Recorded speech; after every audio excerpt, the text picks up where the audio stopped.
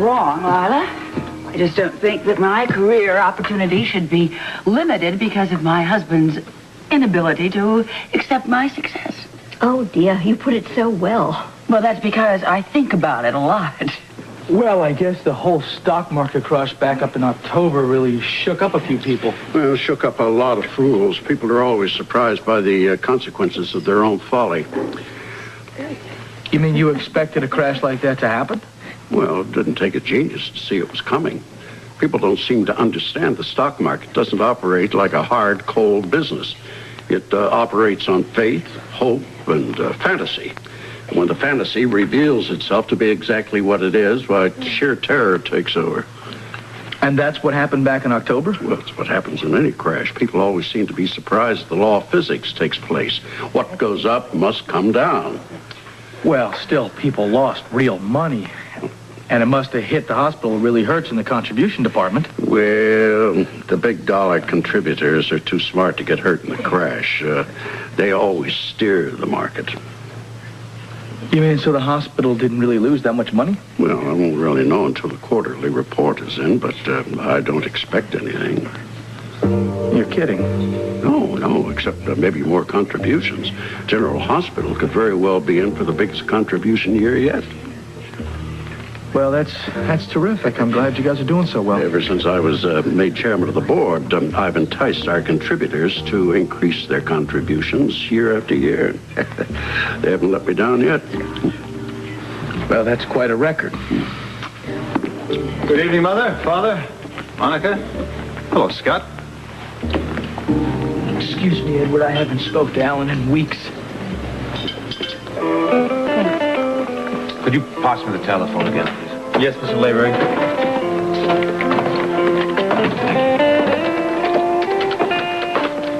Duke, Victor's awake again. He's asking for you. Okay, I'll be right there. I wanted to talk to you for a second away from him. You know, his wound isn't that severe. He'll be bouncing back in no time. I'm concerned about the deeper wound inside. His grief, yes. Exactly. We have to make it as easy as we can for him. Okay, I'll bear that in mind. I just want to call my wife and tell her what time to expect me home, and I'll be upstairs. Good, I'll tell him. Good evening.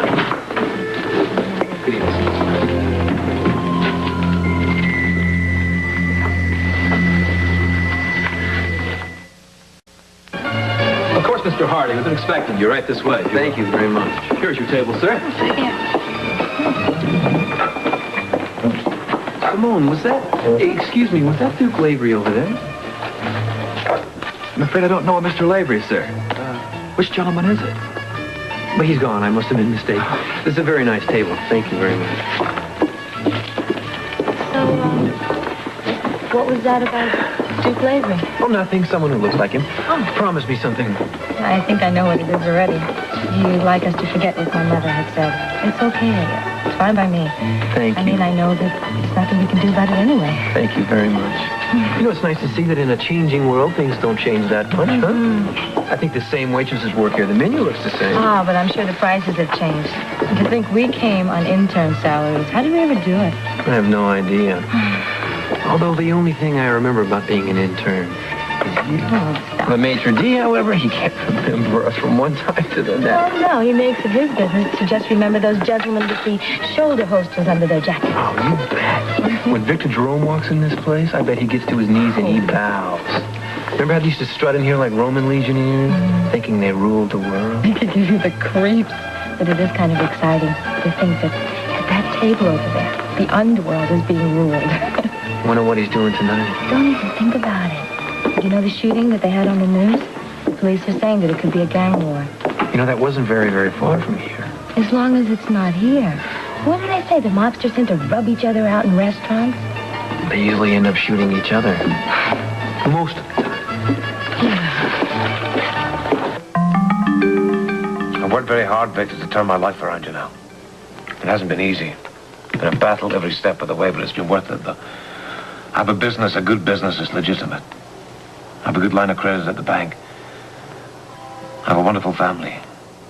I've got a wife that I love more than life itself. And a child who's... Oh, she's so beautiful, it just stirs your heart to look at her. Nobody's going to take those things away from you. We're going to add to them. Oh, damn it, Victor, that is not the way this works. You know that. I'm sorry Julian is dead. I truly am. I mourn him also. I wish I could have stopped the bullets that killed him. But just because he is dead does not mean I'm obligated to you for the rest of my life. You finished? Yes. These guys here, I notice they treat you with a lot of respect all of a sudden. Where do you think that comes from? Probably an order from you. I didn't say a word. These are hard men. Respect is not something you go and order from them like a takeout pizza. You earned it. You killed Caruthers. Oh, come on, that was an accident. We've already established that. No one has a gun in his hand by accident. You stood off the men who were trying to hijack my truck. You got rid of their bodies when they turned up stiff. You didn't ask what to do. You did it. You went to meet with Julian. It was a trap. You took out two men with very good reputations. Duke, if you're not one of us, what the hell are you? I don't want to live this life. I cannot do it. I don't want to live like this. I feel as if I'm in quicksand.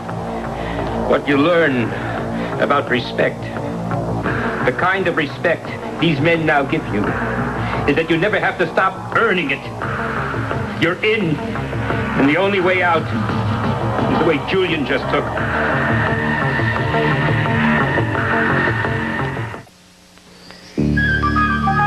Victor, I've always taken great pride in meeting my obligations. My honor means as much to me as yours does to you. We wouldn't be talking if I didn't know that. I know you've got painful choices to make, but you have to make them. I promised Julian that I would do what I could. I'm going to keep my promise. Duke, I need you. Very badly. I was counting on Julian. Now, I'll count on you. Yeah, but you can count on me also to oppose you when you're wrong. Different opinions leading to the same goal are healthy. There is one condition I'm going to insist upon. Name it. I'll do what Julian wanted. I will fulfill his dreams. You listen to me.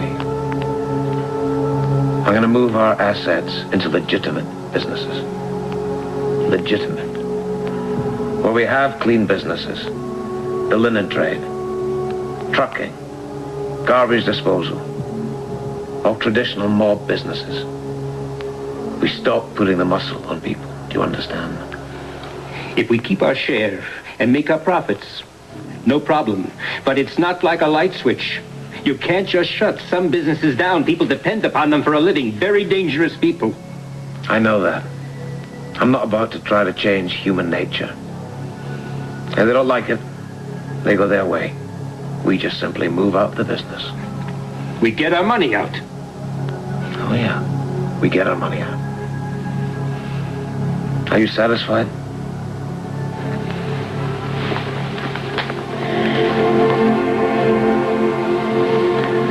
I'm going home. I hope to see my family. We got a lot to do.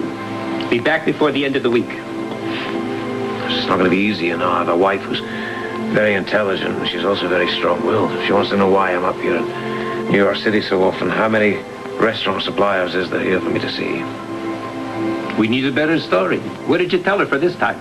I told her there was a friend who was a business that was in trouble, and a restaurant. I came up here to see what I could do. That's a good story. Maybe troubles continue. Maybe this friend offers you a position in exchange for your effort, something like that. A reason why you have to stay away from home more often. Yeah, I hope it works. I know this is hard for you now, but you'll thank me in time. There are very big rewards in all of this, you'll see. We have fine people in this organization. They respect you. They give you 150%.